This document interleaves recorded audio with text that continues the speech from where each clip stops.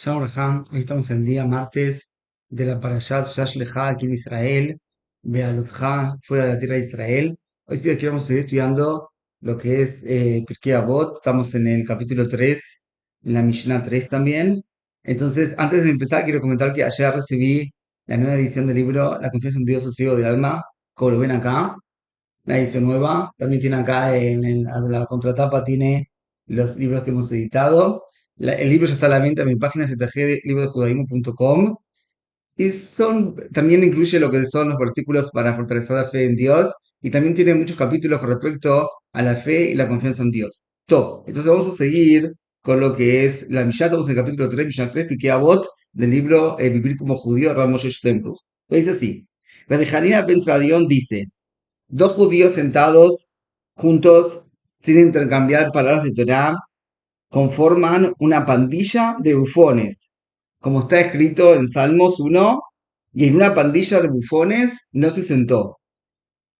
Si en cambio dos judíos están sentados juntos y hay entre ellos palabras de Torah, la presencia divina reposa entre ellos, como está escrito, entonces dialogarán los temerosos de Dios, cada uno con su prójimo, y Dios prestará atención, escuchará y constará en el libro de recuerdo ante él para los temerosos de Dios y para quienes meditan sobre su nombre. No son explicitados no son explicitados en el versículo más que dos judíos, de donde se aprende que incluso si solo uno está sentado ocupándose del estudio de la Torá, Dios le fija recompensa. Se aprende de los escritos de Lamentaciones, Eijá 3, se sentará solo y guardará silencio porque habrá recaído sobre él. Top. Explica Rav Steinbruch que es sin intercambiar, aunque cada uno se esté dedicando individualmente al estudio de la Torá, en tanto que su estudio sea solo para provecho personal y no para enseñar al prójimo y fortalecer el estudio, la presencia divina no reposará sobre ellos. Pandilla de bufones se denomina bufón a quien frívolamente hace oír socarronadas para causar gracia a sus oyentes. Todo quien se agrupe con él se incluye en la pandilla de los bufones. Podemos explicar que se denomina bufones a todo lugar donde se agrupe gente no interesada en dedicar su tiempo al estudio de la Torá. La bufonería tiene una influencia muy grande, como relata el Midrash, que Korach reunió con sus bufanadas a 250 dirigentes del Sanedrin y logró inducirlos a oponerse a Moshe Rabbeinu. Se presentaron ante Moshe y le inquirieron: ¿acaso una prenda tejida íntegramente con lana tjelet, celeste tjelet, requiere tzitzit o está exenta? Les dijo: requiere.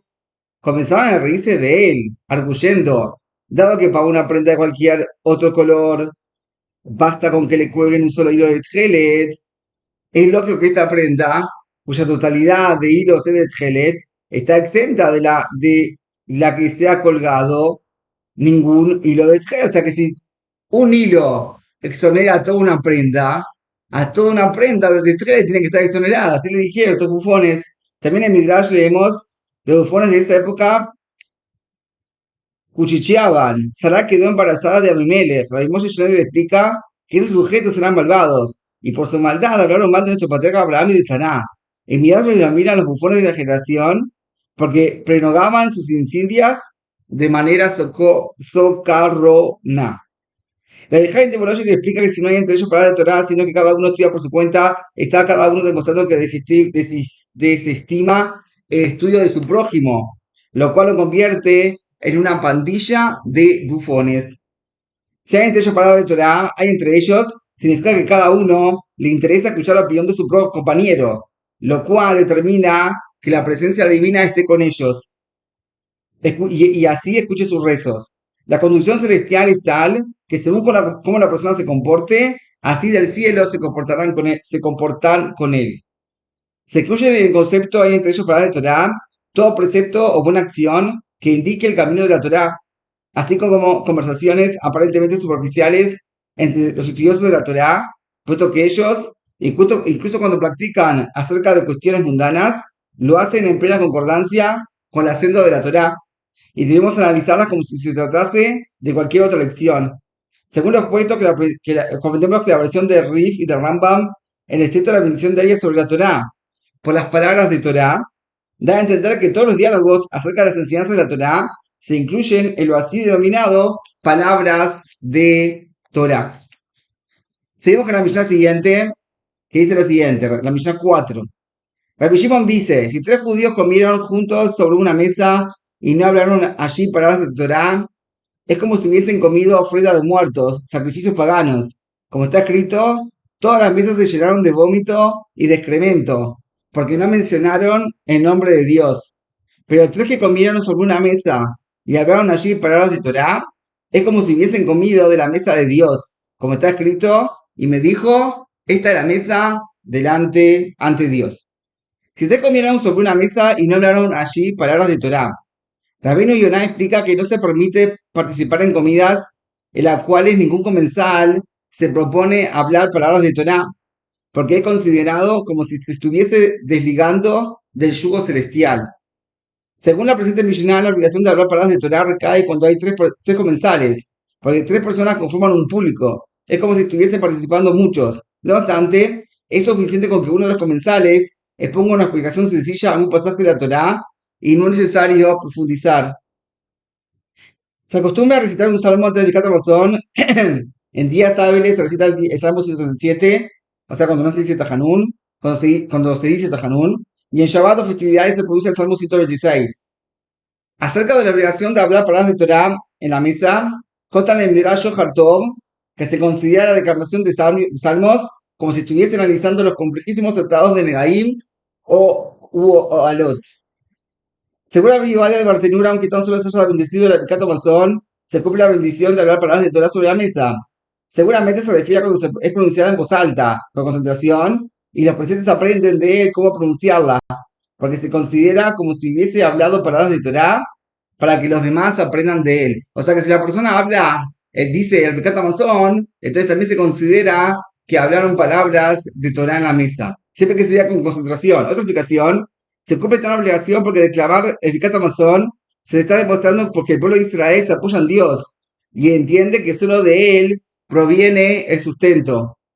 Cierto importante erudito de la Torá se privaba de comer pan, excepto en Shabbat, porque tenía que quizás no fuera a pronunciar correctamente el Birkat Hamazon, cumpliendo incorrectamente dicho precepto de la Torá. Como si hubiesen comido ofrendas de muertos, ofrendas paganas, la expresión ofrenda de muertos alude a las oblaciones ofrendadas por los pueblos paganos a sus deidades, como está escrito, y se apegaron a Baal Peor y comieron sacrificios de muertos. Tres que comieron y dijeron sobre ella palabras de Torá. Uno de los pilares de la fe judía es que Dios supervisa tanto a los entes celestiales como a los seres humanos. Por medio de las bendiciones y del estudio de la Torá, se santifica al mundo terrenal. Y la risa explica que el versículo, para hacerte saber que no solo del pan vive el ser humano, sino que de todo lo que emana de la boca del Eterno vive el ser humano, nos educa a abandonar la falsa premisa de que es el alimento material lo que sustenta la vida humana y nos hagamos conscientes de que la principal fuente de sustento es todo lo que emana de la boca, es decir, las bendiciones y las palabras de Torá que se pronuncian cuando uno come. Según lo expuesto, comprendemos la diferencia entre las ofrendas traídas por los gentiles al templo sagrado de Jerusalén, que debían ser íntegramente incineradas sobre el altar, y las ofrendas de los judíos, varias de las cuales habrían de ser ingeridas por los Kohanim o por israelitas. El judío, al elevarse espiritualmente por medio de la comida, expiaría sus transgresiones, mientras que el gentil no logra sublimar su materia corporal. Por tal motivo, toda su ofrenda ha de ser consumida por las llamas. También comprendemos por qué Shabbat es más importante que el día del perdón. El día del perdón, logramos que se despiden nuestras transgresiones a través del ayuno, mientras que en Shabbat santificamos la materia comiendo y cantando. El Baal Shem Tov interpreta que el versículo hambrientos y sedientos, su alma en ellos desfallecía, significa que la sed y el hambre fueron creadas para que la persona, al experimentar avidez de comer y beber, pueda conectarse con la parte espiritual de los alimentos, lo cual infunde vida a su alma. La mesa de Dios está escrita en el Tratado de Hagigá acerca del versículo del altar y me dijo, esta es la mesa ante Dios. La Mará observa que al principio el versículo lo llama altar, y al final la mesa, lo cual insinúa que cuando el templo sagrado estaba en pie, los sacrificios sobre el altar expiaban los pecados de los israelitas, pero ahora que está en ruinas el templo sagrado, hacia la mesa es la que expía, porque quien come con intenciones puras, Leshem Shamaim, es como si estuviese extrayendo una ofrenda al templo sagrado, donde los Kohanim comían y los dueños de la ofrenda expiaban sus transgresiones. La costumbre judía de tender sobre la mesa un mantel bellamente bordado radica en embellecerla como se embellecía al altar. Rabbi Shmuel Birenbaum Zatzal hacía lo máximo posible para santificar lo que comía. Por tal motivo jamás participaba en comidas que no hubieran sido acordadas en honor a algún precepto. Cada día combinaba el estudio de algún tratado del Talmud para que su cena se considere como si fuera un banquete en honor al precepto. Dash explica que la persona explica las tradiciones al escoger huéspedes, porque recibir huéspedes es como recibir la presencia divina. Agasajarlos se compara a enfrentar un sacrificio ante el altar, a quien embellece el cumplimiento del precepto de recibir huéspedes. Le vale como si hubiese hablado palabras de Torah sobre la mesa. O sea que el hecho de recibir huéspedes se le considera a la persona como que si recibió y dijo de palabras de Torah y así recibe a la presencia divina. Seguimos con la próxima Mishnah. Rabbi Hanina ben Jajinai dice: todo quien se queda despierto por la noche, de noche, quien va solo por un camino y quien desocupa su corazón para dar lugares a vanidades, se está haciendo merecedor de un castigo capital. Explica Rav Moshe Shembruch, quien desocupa su corazón para dar lugar a vanidades, alude, por ejemplo, a quien se esfuerza por entender asuntos que el intelecto humano no ha sido capacitado para entender, como ¿qué había antes de la creación del mundo? ¿Qué sucederá después del sexto milenio? ¿Por qué hay justos que sufren y hay malvados que tienen éxito? Formular tales preguntas se considera como desocupar el corazón para dar lugar a vanidades. Está escrito: y pensamientos no son como vuestros pensamientos, y vuestros caminos no son como mis caminos. Y es imposible comprender la conducción divina. El Haim de Briggs hace la siguiente observación acerca de una aparente contradicción entre dictámenes del Rambam. Por un lado dictamina que la persona debe saber que hay un creador, y por otro dictamina que la persona debe creer que hay un creador. La explicación que da es que el ser humano ha de esforzarse hasta el máximo de sus capacidades intelectuales para entender todo aquello que el creador ha puesto al alcance de su mente. Sin embargo, aquello que está más allá de los límites de él impuestos, no solo que no precisemos intentar entenderlos, sino que toda investigación al respecto está prohibida. Quien lo haga se hace responsable por el peligro de vida a que se expone. Rabbi Eliyahu Lapián interpreta la Mishnah de la siguiente manera: que se queda despierto alude a quien decide arrepentirse de sus malos actos y recomenzar su vida en concordancia con la Torá en la noche, alude a los años de la vejez, cuando sus fuerzas y deseos mundanos se debilitan. Es responsable por el peligro de vida que se expone, porque tendría que haberse retractado de sus malas acciones en su juventud. Otra explicación: quien va solo por el camino alude a quien no escucha la opinión de los sabios y piensa que puede hacer un camino propio según su entendimiento. Quien desocupa su corazón para dar lugar a vanidades alude a quien aleja de su conciencia toda tendencia a lo espiritual. Ambos son responsables por sus vidas.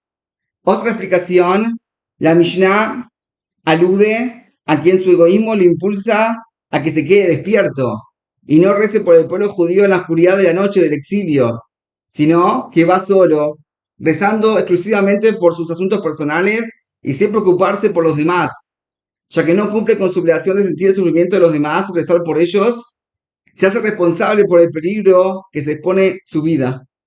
Se hace responsable por el peligro a que se expone su vida.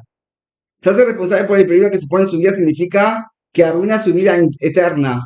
Dios creó al principio la gran luz para que ilumine a cada uno según sus actos, pero la ocultó hasta el mundo venidero, porque este mundo no puede soportar dicha luz.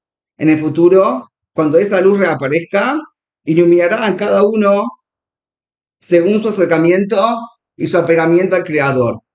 Seguimos con la próxima Mishnah. Rabbi Yehuda ben Akaná dice: a todo quien se someta al yugo de la Torá, le aliviarán el yugo del reinado y el yugo del sustento. Y a todo quien se quita de sí el yugo de la Torá, le someten el yugo del reinado y al yugo del sustento. A todo quien se someta, la Villa nos enseña que el simple hecho de recibir sobre sí el yugo celestial íntegramente, a tal punto que Dios lo atestigüe, vale para que el judío sea exonerado del yugo del reinado y del yugo del sustento. En el Tratado de Bajot, los sabios enseñan que si alguien se disponía a cumplir un precepto, pero por fuerza mayor no lo pudo llevar a cabo, Dios lo recompensa como si lo hubiese cumplido. Vemos que tanto acerca del estudio de la Torá como del cumplimiento de los preceptos es la intención, lo recompensado, aun si por fuerza mayor no se pudo cumplir. Porque todos los asuntos mundanos son desafíos a que a que los cielos someten al ser humano para probar si escogerá el camino de la Torá o se dejará arrastrar por los placeres mundanos. Por lo tanto, a quien recibe sobre sí el yugo celestial íntegramente, ya no es necesario que se le presenten desafíos terrenales. El yugo de la Torá, el estudio de la Torá debe ser como un yugo. Dictamina Rambam acerca de los conversos. Cuando uno judío quiere hacer parte del pacto y reciba sobre sí el yugo de la Torá, precisa realizar la circuncisión, inmersión en un mikve apto para según la ley judía y hacer una ofrenda. Es decir, no es suficiente con que reciba el yugo de los preceptos, sino debe recibir el yugo celestial. Acerca del antiguo de Isahar está escrito: Isahar es un asno de huesos fuertes, descansa entre las fronteras. Vio que la tranquilidad era buena y que la tierra era agradable, y aún así inclinó el lomo para soportar y se transformó en esclavo. Aunque la tierra de ellos era fértil y podían sustentarse con abundancia, de todos modos prefirieron que la tribu de Zebulún lo sustentase, a fin de estar en condiciones de recibir sobre sí el yugo de la Torá como corresponde. A quienes se desentienden del yugo de la Torá, suponiendo que así descansarán, les acosan dificultades y también en la tierra agradable, entre comillas, sufren. Rebullado Lopián comparó este mundo a una embarcación endeble que es llevada por el viento.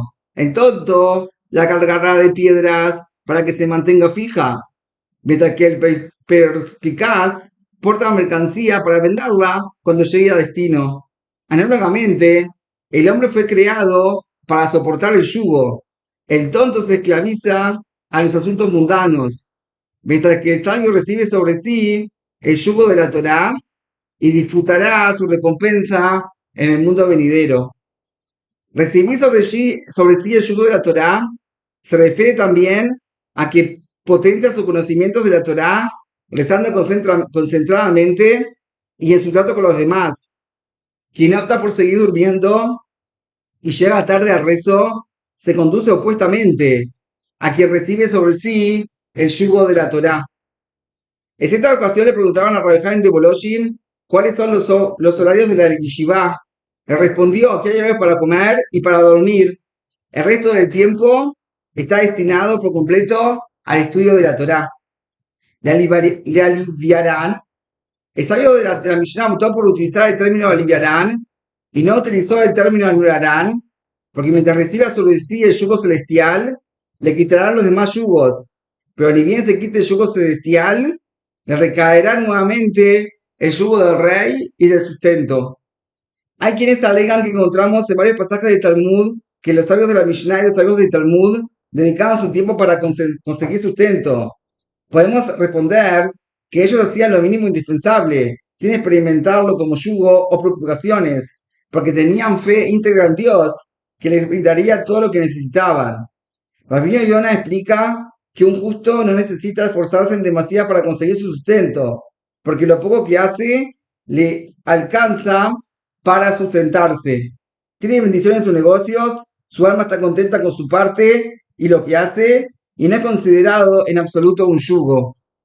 Raimoshi Alshich explica el versículo: pero a quienes buscan a Dios no les faltará todo lo bueno, que no está escrito que los temerosos de Dios tienen todo, sino que no les falta nada, porque se contentan con lo que Dios les dio. Explica el Talmud de Kotz que se considera yugo de sustento cuando la persona invierte la mayoría de sus pensamientos en su sustento y a qué hacer para incrementar su fortuna, como se conduce a los comerciantes. Pero a quien dedica poco tiempo a su sustento, solo para lo que realmente necesita, no se lo considera que lo estén sometiendo al yugo de sustento.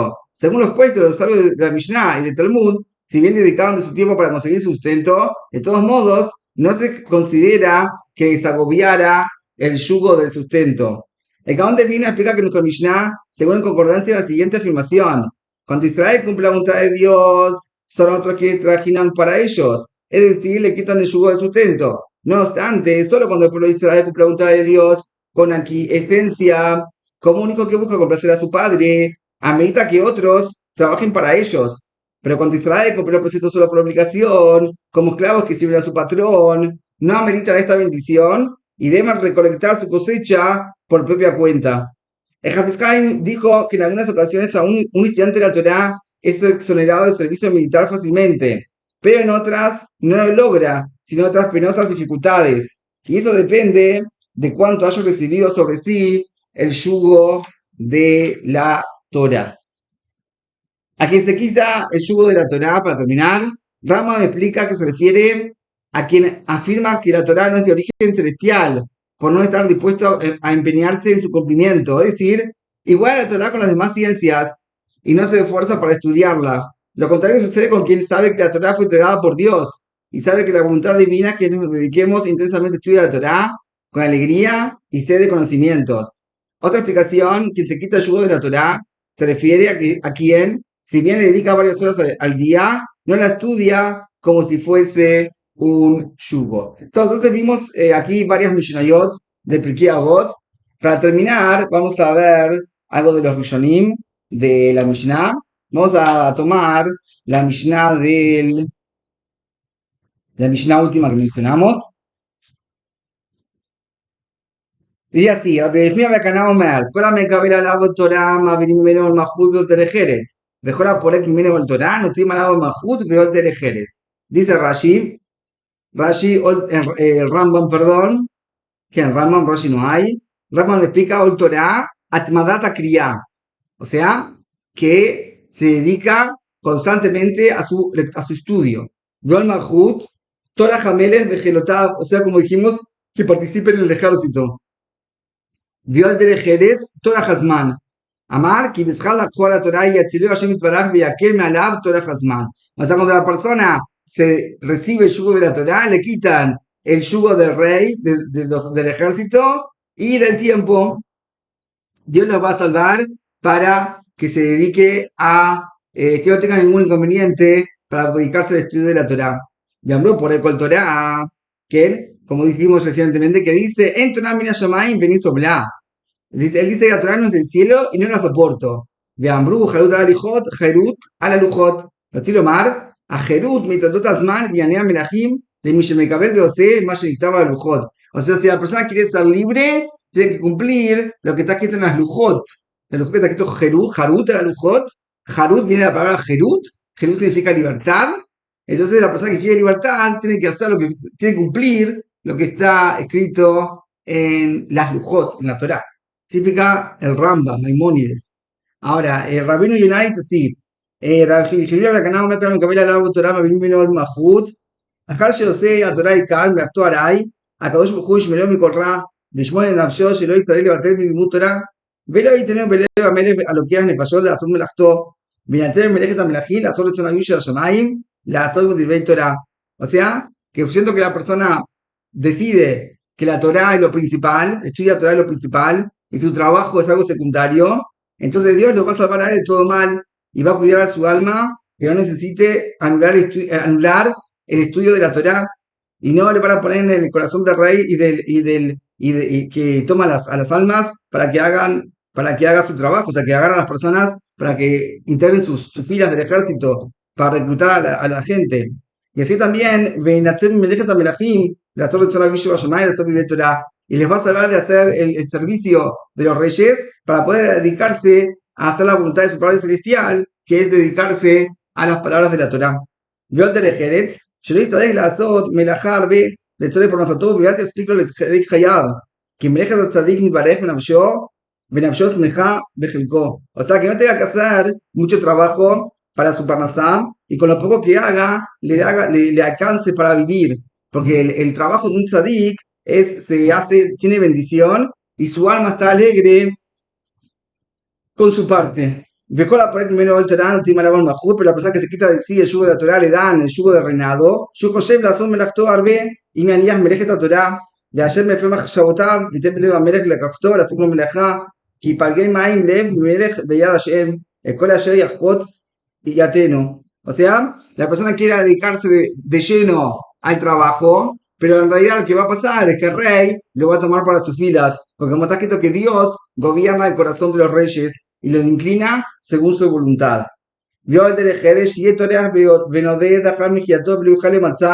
O sea que se va a tener, esta persona que se quita el yugo de la Torah, va a tener que trabajar duro y ir de un lado para el otro para, para conseguir su sustento y no lo va a encontrar. De Gam que dice también que si lo va a encontrar, no va a estar contento con su parte. De Coria Mal le allí, pero sí y todos sus días van a ser en vano para acumular riqueza y aumentar riqueza su dinero. Cañoye de Maro, que se lo hizo que se está escrito la persona que ama el dinero, nunca va a estar saciado de dinero. Benizá con la mamá Jobim, resulta que toda su vida sufriendo. Veo 100, veo mal que él y lo va a dedicar al esfuerzo y al trabajo. Y no va a tener descanso por siempre, por cierto que no se pudo dedicar al estudio de la Torá, que se quitó de sí el yugo de la Torá. Obviamente que nos referimos a la gente que estudia, que necesita trabajar y que sustenta a la gente que se dedica a estudiar Torá, como mencionamos anteriormente, lo que hacía la tribu de Zebulún, que ellos se trabajaban y mantenían a la tribu de Isahar, o la persona que de su dinero mantiene Yeshivot y Kohelim, a ellos nos referimos, acá se refiere a la gente que se dedica de lleno al trabajo de la Torá y también del dinero que ellos reciben, no dan absolutamente nada para asuntos espirituales. Así es lo que se entiende acá del Rabén Yonah. Para terminar, ya con este ruido que me está molestando, acá arriba que están construyendo, vamos a ver lo que dice acá el Rabino Badia Bartenurá, Olmar Food, es el yugo del rey y de los ministros, Vedere Jerez, Amar Betraja Parnasá, le fiche Milachton Vale como dice Rabino Yonah, de Aporek Meno al Torah, como ya dijimos que en el Rambam es difícil su yugo de la Torah y no la puedo soportar. Así dice acá el Rabbeinu Ovadia Bartenura.